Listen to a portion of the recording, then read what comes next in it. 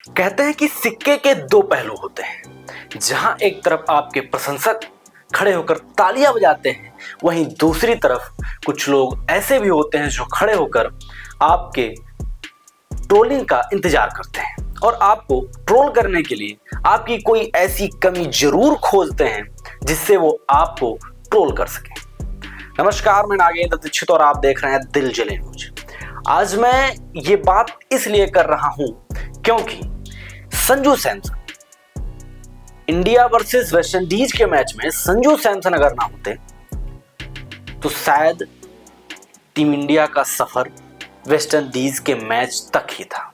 लेकिन संजू सैमसन की पारी इतनी खतरनाक थी, एक तरफ पहाड़ जैसा खड़ा होकर और फिर रनों की बौछार कर दे, 50 गेंदों में 97 रन मार दे, उसके बाद भी उस प्लेयर की जब ट्रोलिंग होती है तो उसे ही कहते हैं कि आप कितना भी पहाड़ खोद कर रख दें, आप कितने भी सागर से पानी ला दें, लेकिन फिर भी आपको ट्रोल करने के लिए पक्ष खड़ा ही रहेगा कहीं ना कहीं। और सेम पोजीशन संजू सैमसन के साथ हो रही है। वो कौन सी बात, ये भी मैं आपको बता रहा हूं।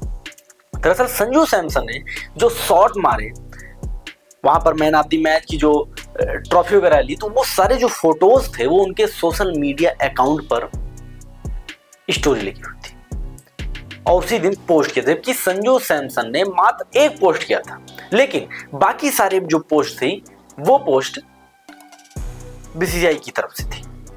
लेकिन उसी पोस्ट पर जो ट्रोलर हैं वो क्या कह रहे हैं, कह रहे हैं कि इतना मतलब एक मैच में 97 रन मार दिए तो सारे पोस्ट आज ही कर दिए।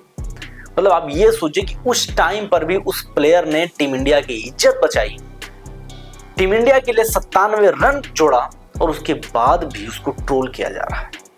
ये इंडिया में चल रहा है। आप सोच सकते हैं कि ट्रोलर की मानसिकता कितनी गिरी हुई है।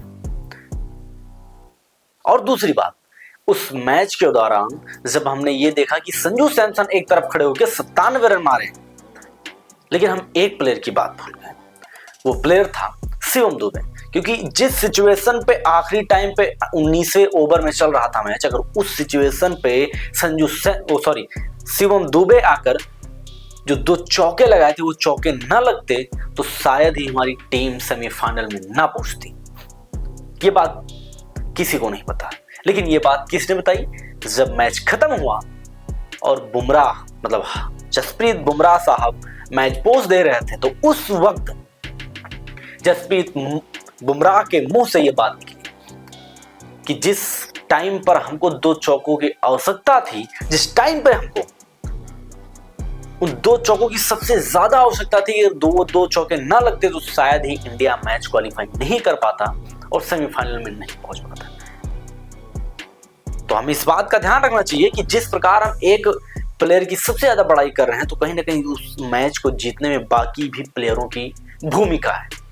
चलिए, ये तो हुई कल की बात, लेकिन एक बड़ी बात यह है कि भाई अब सेमीफाइनल में हमारी टीम पहुंच गई है। वानखेड़े स्टेडियम में सेमीफाइनल होना इंडिया वर्सेस इंग्लैंड का।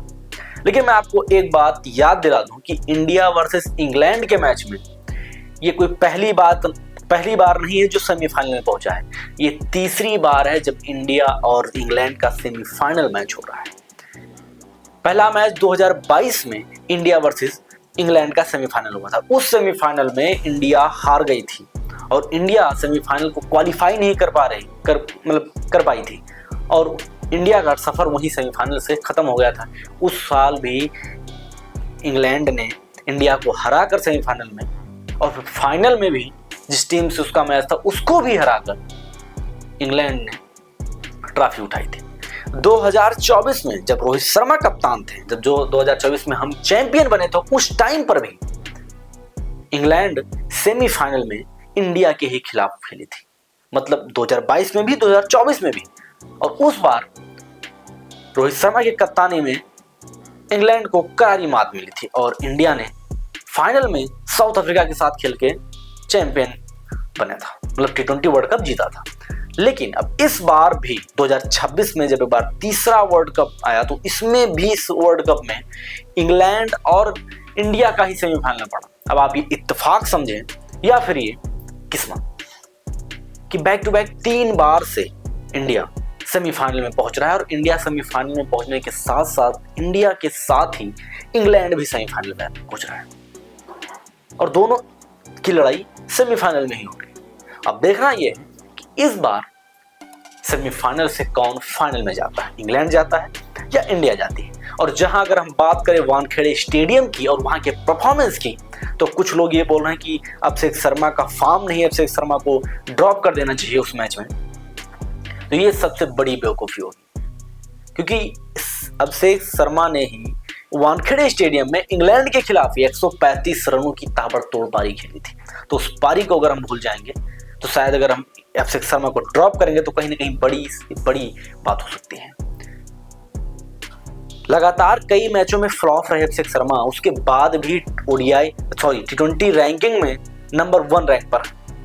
और दूसरी बात अगर हम बात करें वरुण चक्रवर्ती की, जो बॉलिंग लाइनअप में फ्लॉप हो रहे हैं, पिछले मैच में नहीं चल पाए, तो उनको भी ड्रॉप करने की बात हो रही है। लेकिन उनको भी अगर हम ड्रॉप करेंगे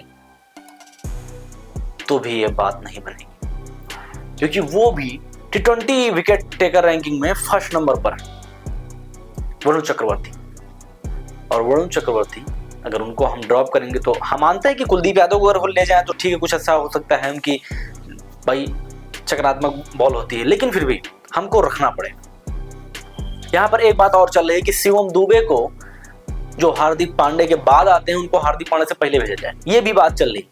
चलिए ये तो खैर सही है, शिवम दुबे को भेज सकते हैं, तो ये सारी बातें उसमें चल रही है। लेकिन आपको बता दूं कि जो सेमीफाइनल का मैच है जो 5 तारीख को है, इस सेमीफाइनल में हमको देखना होगा कि इंडिया जोर लगाकर क्या करती है, क्या इस बार फिर से हिस्ट्री रिपीट का काम करेगा, एक बार फिर से हम चैंपियन बनेंगे, एक बार फिर से हम T20 वर्ल्ड कप उठाएंगे, या फिर हमारा सफर सिर्फ सेमीफाइनल तक ही रहेगा। हालांकि इस पर आपकी क्या राय है, क्या संजू सैमसन को अब ट्रोल करना सही है या फिर गलत है, इस पर आप कमेंट जरूर चाहते हैं। और ये कमेंट एक और चाहते हैं कि भाई वानखेड़े के स्टेडियम में मैच है सेमीफाइनल का, तो क्या लगता है आपको इंडिया इस मैच को जीतेगी और एक बार फिर से हिस्ट्री रिपीट करेगी? प्यारा सा कमेंट जरूर करें। धन्यवाद।